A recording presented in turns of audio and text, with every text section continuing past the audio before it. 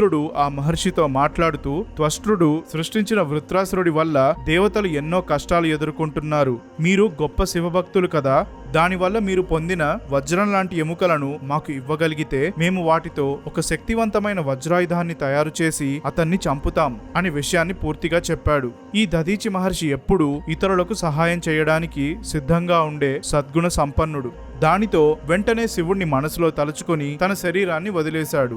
అప్పుడు అతని ఆత్మ వెంటనే బ్రహ్మలోకానికి చేరి కర్మబంధాల నుండి విముక్తి పొందింది.